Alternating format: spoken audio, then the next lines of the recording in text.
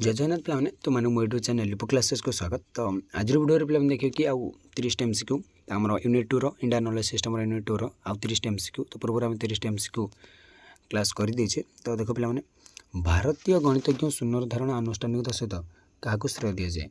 तो करदे आर्यभट्ट, करदे ब्रह्मगुप्त, करदे भास्करवान, करदे भास्कर।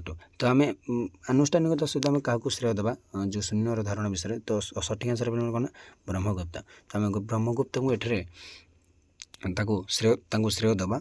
तो भारतीय गणितर शून्य धारणा विषय। तो सांख्य विज्ञान एवं ज्योतिषशास्त्र शून्यर महत्व कौन? यह चक्र आरंभ और शेष को दर्शाए। प्रथम ऑप्शन।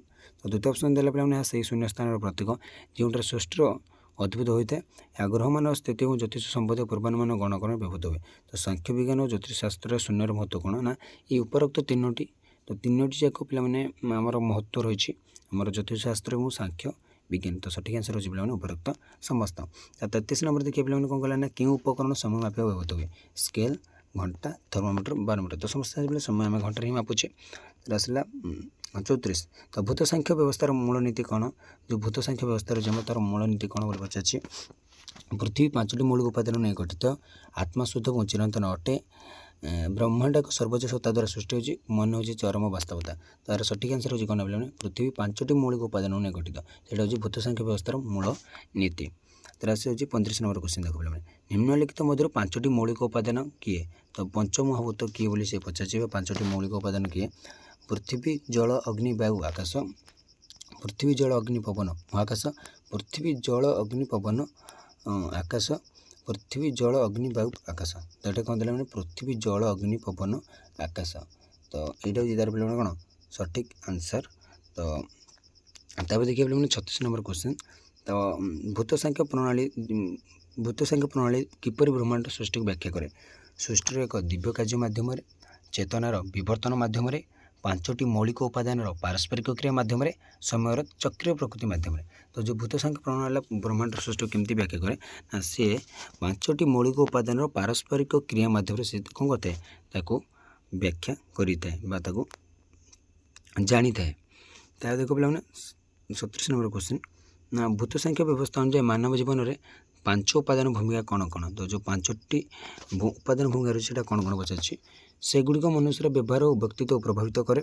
से मानव भाग्यर गतिविध निर्धारण करते। सेगुड़िक मनुष्यर शारीरिक और मानसिक स्वास्थ्य आधार अटे।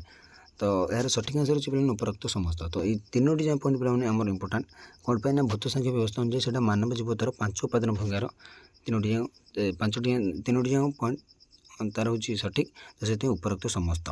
तो 38 नंबर देखो पे भूत सांख्य व्यवस्था औषध और मनोविज्ञान पर आधुनिक क्षेत्र में किपर प्रयोग कर?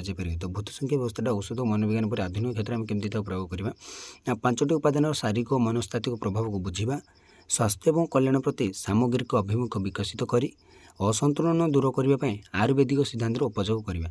तो यार सठिक आंसर हो पे उपरोक्त समस्त। तो जो तीनोटी जहाँ पॉइंट कहली 5टी उपादान शारीरिक और मनस्तात्विक प्रभाव को बुझा, स्वास्थ्य और कल्याण प्रति सामग्रिक अभिमुख विकसित करवा, असंतुलन दूर करने आयुर्वेदिक सिद्धांत उपयोग करवा। तो 3टी पॉइंट जो आम सठिक आंसर। तो ताहले कौन पे ना उपरोक्त समस्त। तो सेटा आम केमती आधुनिक क्षेत्र में व्यवहार करें भूत सांख्य व्यवस्था को देता। तो 39 देखो पे परिवेश अध्ययन भूत सांख्य व्यवस्थार महत्व कौन?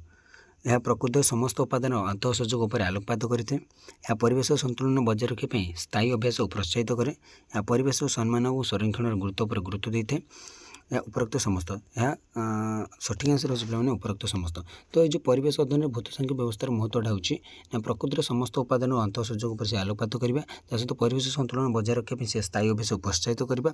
सहित कौन कल्याण पे परिवेश सम्मान और संरक्षण गुरुत्व पर गुरुत्व दे थाए। तो 3 पॉइंट यार भूत सांख्य व्यवस्थार महत्व। तो से उपरोक्त समस्त सठिक आंसर। तो पे देख तो जिते उपरोक्त समस्त हो प्राय से क्वेश्चन आंसर ठीक अच्छे मुझे पूर्व कही मैंने से उपरोक्त समस्त बेले केवे ठीक भाव में लिखो ना। तो से देखिए गोटे पॉइंट कौन कौन दीजिए। तो देख यार 3टी 4टी महत्व रही। तो यही महत्व भर गोटे महत्व दे दी अलग 3टी दे। तो अलग 2टा दी ये भर गोटे दी तापर दी उपरोक्त समस्त। तो तुम कौन हाँ उपरोक्त समस्त तो भूत संख्या आम उपरोक्त समस्त लिखिदेवा। तो यहाँ भूल हो। तो से पॉइंट मन रख जोटा भूत संख्या प्रणाली प्रकृत महत्व। तो तार कटपायादि सिस्टम कौन? ତାପରେ ଦେଖ ପିଲାମାନେ ଏଠି ହେଉଛି ପ୍ରାଚୀନ ଭାରତୀୟ ଜ୍ୟୋତିଷ ଶାସ୍ତ୍ର ସେ ଏକ ପଦ୍ଧତି ସଂସ୍କୃତ ବ୍ୟଞ୍ଜନ ବ୍ୟବହାର କରି ଏନକୋଡ଼ିଂର ଏକ ସିଷ୍ଟମ୍ ଭାରତୀୟ ସଙ୍ଗୀତ ସ୍ୱରଲିପିର ଏକ ବ୍ୟବସ୍ଥା ତ ଏକ ପ୍ରାଚୀନ ଭାରତୀୟ ଚିକିତ୍ସା ପଦ୍ଧତି ତ ସେଇଟା କ'ଣ ପିଲାମାନେ କାତାପାଦି ସିଷ୍ଟମ୍ ହେଉଛି ସଂସ୍କୃତ ବ୍ୟଞ୍ଜନ ବ୍ୟବହାର କରି ସେ ଏନକୋଡ଼ିଂର ସେ ଗୋଟେ ସିଷ୍ଟମ୍କୁ ଆମେ କହିବା କ'ଣ ତାକୁ ଆମେ କାତାପାଦି ସିଷ୍ଟମ୍। ତାପରେ ଆସିଲା ପିଲାମାନେ 41 ନମ୍ବର କ୍ୱେଶ୍ଚିନ୍ ଭାରତୀୟ କେଉଁ ରାଜ୍ୟ ବିଶେଷ ଭାବେ କାତାପାଦି ବ୍ୟବସ୍ଥା ବିକାଶ ସହିତ ଜଡ଼ିତ ଯେଉଁ କାତାପାଦି ବ୍ୟବସ୍ଥା ଆସିଲା ସେଇଟା କେଉଁ ରାଜ୍ୟ ପ୍ରଥମେ ଦେଲା ତାମିଲନାଡ଼ୁ ଦ୍ୱିତୀୟ ଦେଲା କେରଳ ତୃତୀୟ ହେଲା କର୍ଣ୍ଣାଟକ ଚତୁର୍ଥ ହେଲା ଆନ୍ଧ୍ରପ୍ରଦେଶ ତ ହେଉଛି ଆମର ଏଇଟା ହେଉଛି କେରଳ ତ କେରଳ କ'ଣ କାତାପାଦି ସିଷ୍ଟମ୍ର ସେ ବ୍ୟବସ୍ଥାର ବିକାଶ ସହିତ ସେଇଟା ଜଡ଼ିତ।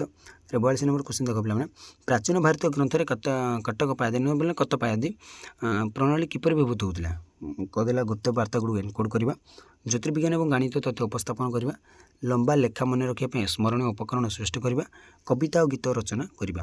ତାହାର ସଠିକ୍ ଆନ୍ସର୍ ହେଉଛି ପିଲାମାନେ ଜ୍ୟୋତିର୍ବିଜ୍ଞାନ ଏବଂ ଗାଣିତିକ ତଥ୍ୟ ଉପସ୍ଥାପନ କରିବା ତ କାରଣ ଏଇଟା ଆମର କ'ଣ କାତାପାଦି ପ୍ରଣାଳୀଟା ବ୍ୟବହୃତ ହୋଇଥିଲା। ତାର ଦେଖିବା ପିଲାମାନେ 43 ନମ୍ବର କ୍ୱେଶ୍ଚିନ୍ ତ ଭାରତୀୟ ଗଣିତ ଇତିହାସରେ କାତାପାଦି ପ୍ରଣାଳୀର ମହତ୍ତ୍ୱ କ'ଣ ତ ଆମେ ଯଦି ଭାରତୀୟ ଗଣିତ ଇତିହାସର କାତାପାଦି ସିଷ୍ଟମ୍ର ମହତ୍ତ୍ୱ କ'ଣ ଦେଖିବାକୁ ତାହେଲେ ପ୍ରଥମେ ଦେଲା କ'ଣ ନା ଏହା ପ୍ରାଚୀନ ଭାରତୀୟମାନଙ୍କର ଉନ୍ନତ ଗାଣିତ ଜ୍ଞାନର ପ୍ରଦର୍ଶନ କରିଥିଲା ଏହା ବୃହତ ସଂଖ୍ୟାକୁ ପ୍ରତିନିଧିତ୍ୱ କରିବା ପାଇଁ ଏକ ସଂକ୍ଷିପ୍ତ ଦକ୍ଷ ଉପାୟ ପ୍ରଦାନ କରିଥିଲା ଏହା ପିଢ଼ି ପରେ ପିଢ଼ି ଗାଣିତ ଜ୍ଞାନର ପ୍ରସାରଣ ସହଜ କରିଥିଲା ଉପରୋକ୍ତ ସମସ୍ତ ତାର ସଠିକ୍ ଆନ୍ସର୍ ହେଉଛି ପିଲାମାନେ କ'ଣ ଉପରୋକ୍ତ ସମସ୍ତ ତ ଉପରୋକ୍ତ ସମସ୍ତ ଏଇ ତିନୋଟି ଯାକ ପଏଣ୍ଟ ହେଉଛନ୍ତି ଏହାର ସଠିକ୍ ଆନ୍ସର୍ ବା ଭାରତୀୟ ଗଣିତ ଇତିହାସରେ କାତାପାଦି ପ୍ରଣାଳୀର ମହତ୍ତ୍ୱ ଥିଲା ଏଇ ତିନୋଟି ଯାକ ମହତ୍ତ୍ୱ ତ ଯଦି ଏମିତି କିଛି କ୍ୱେଶ୍ଚିନ୍ ଆସିଲେ ତ ପ୍ରଥମେ ତୁମେ କ'ଣ ମହତ୍ତ୍ୱ ଗୁଡ଼ିକୁ ମନେ ରଖିଦିଅ ତ ଯେମିତି ମୁଁ ପୂର୍ବରୁ କହିଲି ମାନେ କ'ଣ ସେ ଗୋଟେ ମହତ୍ତ୍ୱ ଦେଇଦେଇଥିବ ଦୁଇଟା ଅଲଗା ଅଲଗା ଦେଇଦେଇଥିବ ତାପରେ ଦେଇଦେଇଥିବ 4 ନମ୍ବରଟା ଉପରୋକ୍ତ ସମସ୍ତ ତ ହେଲେ ଆମର ଭୁଲ ହେଇଯିବ ନା ଆମେ ଉପରୋକ୍ତ ସମସ୍ତ ଲେଖିଲେ ତ ସେଥିପାଇଁ ଆମେ ଧ୍ୟାନ ଦେଇକି ଟିକେ ଦେଖିବା କ୍ୱେଶ୍ଚିନ୍କୁ ଭଲସେ ଜାଣିବା ତ କାତାପାଦି ସିଷ୍ଟମ୍ କିପରି କାମ କରେ ତ ସେ ନିର୍ଦ୍ଦିଷ୍ଟ ସଂସ୍କୃତ ବ୍ୟଞ୍ଜନାବଳୀକୁ ସଂଖ୍ୟାଗତ ମୂଲ୍ୟ ପ୍ରଦାନ କରି କୋଡ଼୍ ଏବଂ ସାଇଫର ଗୁଡ଼ିକର ଏକ ଜଟିଳ ପ୍ରମାଣ ବ୍ୟବହାର କରି ଏକ ଅନନ୍ୟ ଗାଣିତିକ ଅଲଗରିଦମ୍ ପ୍ରୟୋଗ କରି ସଂସ୍କୃତ ଧ୍ୱନିର ଏକ ରହସ୍ୟମୟ ବ୍ୟାଖ୍ୟା ଉପରେ ନିର୍ଭର ତ ସେଠାର ସଠିକ୍ ଆନ୍ସର୍ ହେଉଛି ପିଲାମାନେ ନିର୍ଦ୍ଦିଷ୍ଟ ସଂସ୍କୃତ ବ୍ୟଞ୍ଜନାବଳୀକୁ ସଂଖ୍ୟାଗତ ମୂଲ୍ୟ ପ୍ରଦାନ କରି କାତାପାଦି ସିଷ୍ଟମ୍ଟା କାମ କରିଥାଏ। ତାର ଆସିଲା ପିଲାମାନେ ପିଙ୍ଗଳାଙ୍କ ସବୁଠାରୁ ପ୍ରସିଦ୍ଧ କାର୍ଯ୍ୟ କ'ଣ ତ ପିଙ୍ଗଳାଙ୍କ ସବୁଠାରୁ ପ୍ରସିଦ୍ଧ କାର୍ଯ୍ୟ କ'ଣ ଏଠାରେ ପାଇଁ କ୍ୱେଶ୍ଚିନ୍ ଆସିଲା ତ ଦେଖ ପିଲାମାନେ ପ୍ରଥମେ ଦେଲା ଚନ୍ଦ୍ରଶାସ୍ତ୍ର ତାପରେ ଦେଲା ଆର୍ଯ୍ୟଭଟ୍ଟ ତାପରେ ଦେଲା ସିଦ୍ଧାନ୍ତ ଶିରୋମଣି ତାର ହେଲା ଲୀଳାବତୀ ତ ପିଙ୍ଗଳାଙ୍କ ସବୁଠାରୁ ପ୍ରସିଦ୍ଧ କାର୍ଯ୍ୟ ହେଉଛି କ'ଣ ଚନ୍ଦ୍ରଶାସ୍ତ୍ର ତ ଚନ୍ଦ୍ରଶାସ୍ତ୍ର ହେଉଛି ସବୁଠାରୁ ତାଙ୍କର ପ୍ରସିଦ୍ଧ କାର୍ଯ୍ୟ। ତାର ଆସିଲା ପିଲାମାନେ ଦେଖ କେଉଁ ଗୁରୁତ୍ୱପୂର୍ଣ୍ଣ ଗାଣିତିକ ଧାରଣା ପିଙ୍ଗଳ ଅଗ୍ରହଣୀ କରିଥିଲେ ପ୍ରଥମରେ ଦେଲା ଗଣନ ଦ୍ୱିତୀୟ ଦେଲା ତ୍ରିକୋଣମିତି ତୃତୀୟରେ ଦେଲା ବୀଜଗଣିତ ଚତୁର୍ଥରେ ଦେଲା ସମ୍ମିଳିତ ଏବଂ ବାଇନାରୀ ସଂଖ୍ୟା ତ ଏହାର ସଠିକ୍ ଆନ୍ସର୍ ହେଉଛି ପିଲା କ'ଣ ନା ସମ୍ମିଳିତ ଏବଂ ବାଇନାରୀ ସଂଖ୍ୟା ହେଉଛି ଏହାର ସଠିକ୍ ଆନ୍ସର୍ ତ ସେଇ ଧାରଣାଟା ପିଙ୍ଗଳ ଅଗ୍ରହଣୀ କରିଥିଲେ।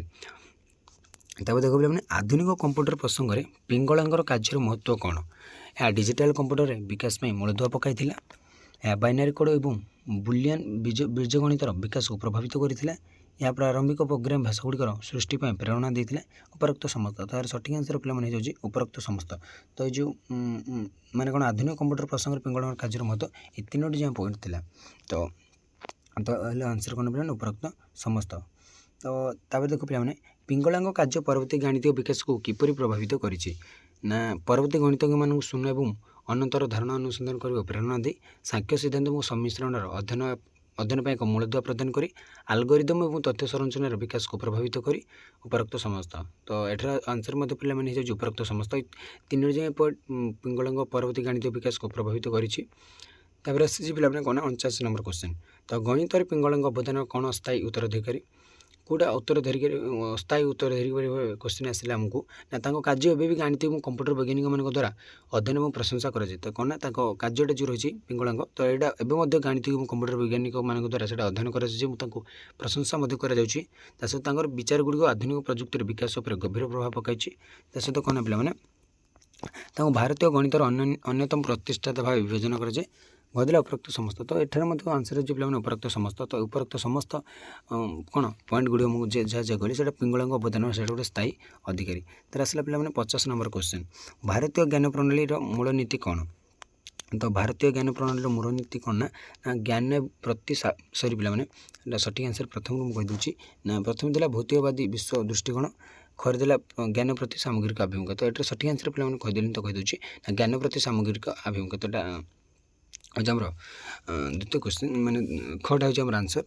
तो 51 देख पे वैशेषिक दर्शन केन्द्रीय विषयवस्तु कौन अटे? प्रथम देला वास्तवतार प्रकृति, द्वितीय देला आत्मार प्रकृति, तृतीय देला भगवान प्रकृति और चतुर्थ देला मुक्तिर प्रकृति। तो यार सठिक आंसर हो पे वास्तवतार प्रकृति। तो वास्तवतार प्रकृति सठिक आंसर। तो देख पे 52 नंबर क्वेश्चन वैशेषिक ज्ञान विज्ञान अनुमान भूमिका कौन? अनुमान भूमिका कौन एटा पचार ना वैशेषिक ज्ञान विज्ञान अनुमान भूमिका कौन ना प्रथम देला अदृश्य मान अस्तित्व प्रतिष्ठा करने प्रत्यक्ष प्रतिक्षण में वैधता निश्चित करने विशेष एक युक्तिसंगत आधार प्रदान कर घर देला उपरोक्त समस्त। तो पे आंसर है उपरोक्त समस्त प्राय ये उपरोक्त समस्त को अधिक आंसर होची कारण से तीनोटी पॉइंट ये मेंशन कर देइछंती। तो से सठिक आंसर है उपरोक्त समस्त। तो वैशेषिक दर्शन वास्तवता और भ्रम मध्य किपरि पार्थक्य करे? प्रतिक्षण वस्तुगुड़िकर प्रकृति को विश्लेषण करी प्रतिक्षण सहित जड़ित मानसिक प्रक्रिया गुड़ परीक्षा करी वस्तुगुड़िक मध्य कारण संबंधी संपर्क विचार को नहीं घर उपरोक्त समस्त। ये आंसर है उपरोक्त समस्त।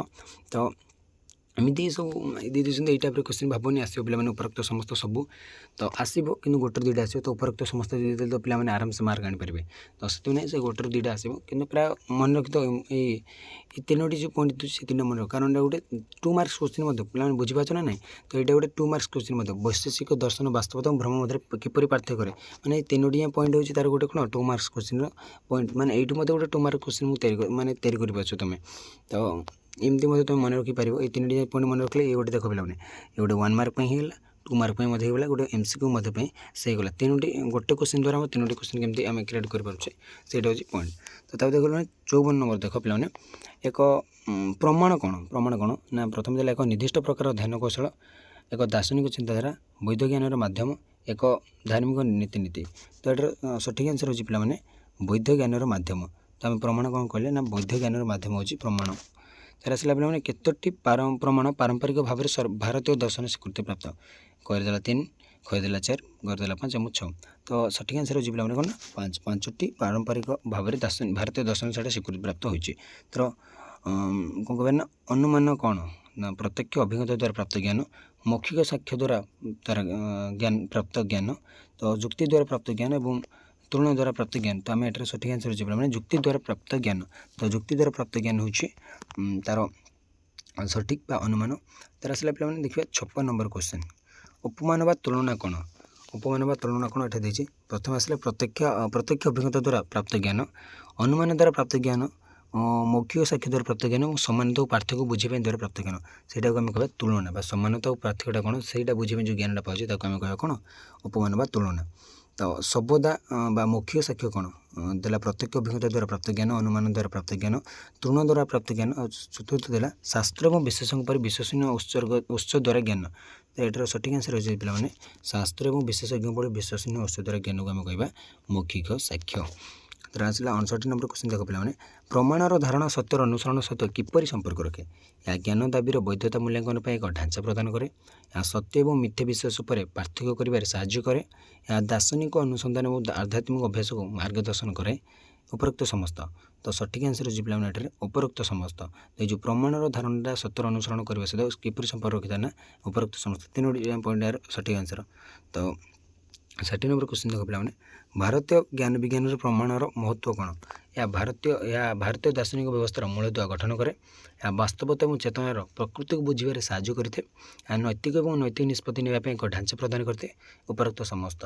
तो यार आंसर पे जो उपरोक्त समस्त माने 3टी जाक उपरोक्त यही 3टी पॉइंट हो भारतीय ज्ञान विज्ञान प्रमाणर महत्व। तो आज पे पे क्लास 2 रखे पर क्लास किसी लंग क्वेश्चन आने तो रोचे जय जगन्नाथ।